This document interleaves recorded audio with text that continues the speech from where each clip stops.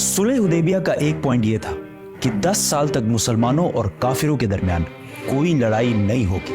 इससे मुसलमानों को थोड़ा टाइम मिला और उन्होंने रिलैक्स होकर इस्लाम की दावत देना शुरू की। इस्लाम कबूल करने के बाद सहाबा की जिंदगी बाकी अरबियों से बिल्कुल अलग हो चुकी थी, जिससे अरब के लोग बहुत इम्प्रेस होते थे और आहिस्ता आहिस्ता बहुत सारे लोग इस्लाम की दावत कबूल करने लगे। इन सब में मक्का के दो बहुत इंपॉर्टेंट लोग खालिद बिन वलीद और अमर बिन आस भी थे।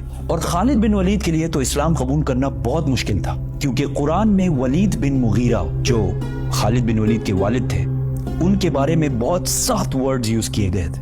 और अरब में खानदान और स्पेशली बाप की इज्जत सबसे इंपॉर्टेंट चीज होती थी। लेकिन फिर भी खालिद बिन वलीद ने अपने वालिद और पूरे खानदान के खिलाफ जाकर इस्लाम कबूल कर लिया। आहिस्ता आहिस्ता इस्लाम फैलता गया और रसूलुल्लाह सल्लल्लाहु अलैहि वसल्लम ने एक एम्बेसडर रोमन एम्पायर की तरफ भेजा। लेकिन इस एम्बेसडर को गस्सानी किंगडम ने बहुत ही बुरी तरह कत्ल कर दिया। ये गस्सानी किंगडम अरब और रोमन एम्पायर के बिल्कुल बीच में था और ये गस्सानी किंगडम रोमन एम्पायर का एक वेसल स्टेट था। वेसल स्टेट मतलब एक पपेट स्टेट। गस्सानी किंगडम का एम्बेसडर को मारना जंग के ऐलान जैसे था। और सिर्फ उस जमाने में नहीं, बल्कि आज भी यूएन चार्टर्स में एम्बेसडर को मारना सबसे बड़े क्राइम्स में से एक है। रसूलुल्लाह सल्लल्लाहु अलैहि वसल्लम को जब पता चला तो उन्होंने फौरन 3000 लोगों की फौज जमा की और रोमन एम्पायर पर हमले का फैसला किया। ये फौज मुसलमानों की सबसे बड़ी फौज थी। इससे पहले मुसलमानों ने इतनी बड़ी फौज कभी जमा नहीं की थी। रोमन एम्पायर इससे कुछ ही अरसा पहले पर्शियन एम्पायर से एक बहुत खतरनाक जंग जीत चुकी थी। रोमन और पर्शियन एम्पायर उस जमाने के दो बड़े सुपर पावर्स थे, जिस तरह आज अमेरिका और चाइना है। और इस जंग में कौन जीतेगा ये कुरान ने इस जंग के खत्म होने से पहले ही बता दिया था। ये भी बहुत जबरदस्त स्टोरी है, तो सब्सक्राइब। ये रोमन एम्पायर का पीक दौर था। इससे पहले अरबों ने रोमन एम्पायर पर कभी भी हमला नहीं किया था और रोमन एम्पायर से जंग करना बिल्कुल सुसाइड समझा जाता था। जब अरबों को पता चला कि सिर्फ 3000 मुसलमान रोमन एम्पायर पर हमला कर रहे हैं, तो उन्होंने बहुत मजाक उड़ाया और कहा कि इन 3000 में से एक भी बंदा जिंदा बचकर वापस नहीं आएगा और रोमन एम्पायर इसके बाद मदीना पर हमला करके मुसलमानों को खत्म कर देगा। रसूलुल्लाह सल्लल्लाहु अलैहि वसल्लम ने इस फौज का लीडर ज़ैद बिन हारिसा रज़ियल्लाहु तआला अन्हु को बनाया। इस्लाम से पहले ज़ैद बिन हारिसा को रसूलुल्लाह सल्लल्लाहु अलैहि वसल्लम का बेटा माना जाता था और बाकी फौज को बताया कि अगर ज़ैद बिन हारिसा शहीद हो जाए तो तुम्हारा नेक्स्ट लीडर जाफर बिन अबी तालिब होगा, जो हजरत अली रज़ियल्लाहु तआला अन्हु के भाई थे। और अगर जाफर भी शहीद हो जाए तो तुम्हारा लीडर अब्दुल्ला बिन रवाहा होगा। और इन्हें कहा उस जगह पर जाओ जहां इन्होंने हमारे एम्बेसडर को शहीद किया था और इन्हें इस्लाम की दावत दो। अगर ये लोग इस्लाम कबूल ना करें, सिर्फ और सिर्फ तब इनसे लड़ाई करना। और हाँ, किसी बच्चे, बूढ़े या औरत को अंडर एनी सर्कमस्टांसेस नुकसान नहीं पहुंचाना और दरख्तों को भी नहीं काटना। ज़ैद रज़ियल्लाहु तआला अन्हु 3000 फौज लेकर रवाना हुए तो रास्ते में उन्हें पता चला कि रोमन्स 2 लाख फौज लेकर मुसलमानों की तरफ आ रहे हैं। 2 लाख, 3000 वर्सेस 2 लाख। इस एनिमेशन को देखें, इससे थोड़ा अंदाजा होगा कि इन दो फौजों में कितना बड़ा डिफरेंस था। ये है एग्जैक्टली 3000 लोगों की फौज और इसके सामने ये है 2 लाख लोगों की फौज।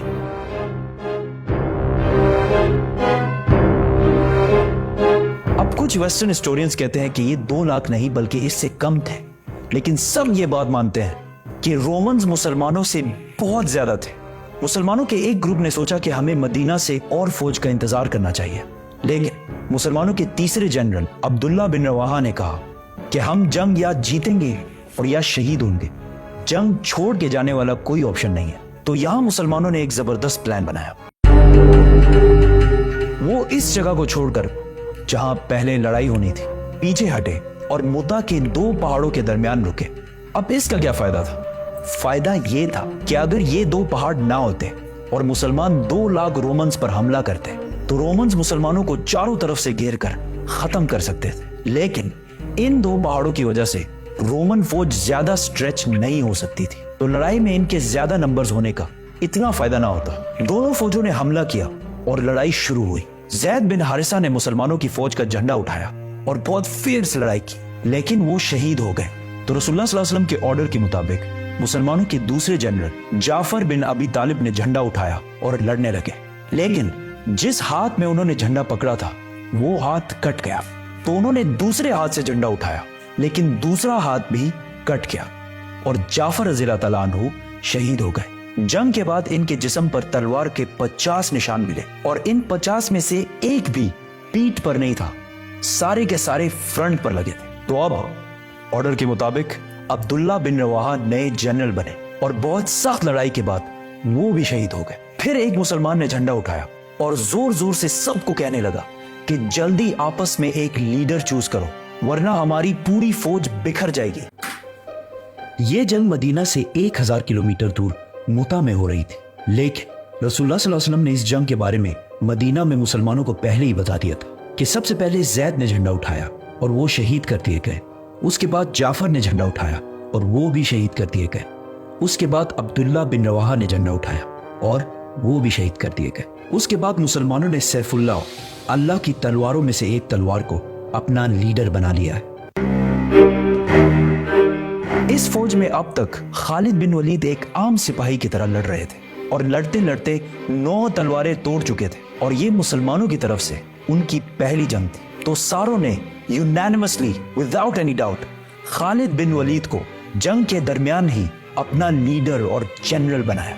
खालिद बिन वलीद रज़ी अल्लाह तआला अन्हु को पता था कि रोमन्स को इस जंग में हराना इम्पॉसिबल है, लेकिन अगर वो ये जंग छोड़कर चले गए तो रोमन्स मुसलमानों को कमजोर समझकर मदीना पर भी हमला कर सकते हैं। तो अब मुसलमानों को एक ऐसी गेम खेलनी थी कि मुसलमान वापस भी चले जाए और रोमन्स इन्हें कमजोर समझकर इन पर हमला भी ना करें। तो उस रात खालिद बिन वलीद रज़ी अल्लाह तआला अन्हु ने अपनी फौज को रीशफल किया, मतलब राइट वालों को लेफ्ट और पीछे वालों को आगे किया। अगले दिन जब जंग शुरू हुई तो पहाड़ों से धुआं उठने लगा और कुछ ड्रम्स की आवाजें आना शुरू हुई। तो रोमन्स को लगा कि मुसलमानों की मदद के लिए मदीना से एक बहुत बड़ी फौज पहुंच गई है और आहिस्ता आहिस्ता मुसलमानों की फौज बहुत ही ऑर्गेनाइज्ड और प्लान्ड तरीके से जंग से पीछे हटने लगी। ऐसा लग रहा था कि मुसलमान चाहते हैं कि रोमन्स इनका पीछा करें और वो इनको ट्रैप कर दे। रोमन्स ने सोचा कि मुसलमान हमारे साथ बहुत बड़ी गेम खेल रहे हैं, ये चाहते हैं कि हम इनका पीछा करें और ये ओपन डेजर्ट में अपनी बड़ी फौज के साथ हमें खत्म कर दें। तो रोमन्स ने ये सब देखकर मुसलमानों का पीछा नहीं किया और मुसलमानों की फौज आहिस्ता आहिस्ता वहां से पीछे हटकर मदीना पहुंच गई और मुसलमानों की फौज को रोमन्स के मुकाबले में बहुत कम नुकसान हुआ। मदीना वालों ने सोचा कहीं ये लोग जंग से भाग कर तो नहीं आए, तो उन्होंने इस फौज को बहुत ही बुरा भला कहा। लेकिन रसूलुल्लाह सल्लल्लाहु अलैहि वसल्लम ने कहा ये भाग कर नहीं आए, ये हमारी मदद लेने के लिए आए हैं और बहुत जल्द हम रोम पर दोबारा हमला करेंगे। ये जंग तो रोमन्स और मुसलमानों के दरमियान थी, लेकिन पूरा अरब इस लड़ाई को बहुत गौर से देख रहा था, क्योंकि पहली बार अरब ने माइटी रोमन एम्पायर की ताकत को चैलेंज किया था। तो जब उन्होंने देखा कि 2 लाख फौज से लड़ने के लिए सिर्फ 3000 लोग गए और ठीक ठाक वापस भी आ गए, तो ये अरब की तारीख में बहुत ही इम्पॉसिबल काम हुआ था, जिससे बाकी अरब के दिलों में मुसलमानों के लिए बहुत इज्जत पैदा हुई। और अरब के वो कबीले जो हर जंग में खंदक, बदर, ओहद में मुसलमानों के हमेशा खिलाफ होते थे, जंगे मुता के बाद इस्लाम की तरफ आने लगे और मदीना की ये छोटी सी रियासत आहिस्ता आहिस्ता हर तरफ फैलने लगी। अब यहाँ कुछ हिस्टोरियंस कहते हैं कि रोमन्स इतनी छोटी फौज से जंग सिर्फ इसलिए हारे क्योंकि रोमन एम्पायर कुछ साल पहले पर्शियन एम्पायर से जंग के बाद बहुत कमजोर हो चुकी थी। उस जंग में पर्शियन एम्पायर ने रोमन एम्पायर को बिल्कुल तबाह बर्बाद कर दिया था, लेकिन उसी टाइम कुरान के सूरह रोम में कहा गया था कि ये जंग पर्शियंस नहीं रोमन्स जीतेंगे। और ये भी बहुत इंटरेस्टिंग स्टोरी है। सब्सक्राइब।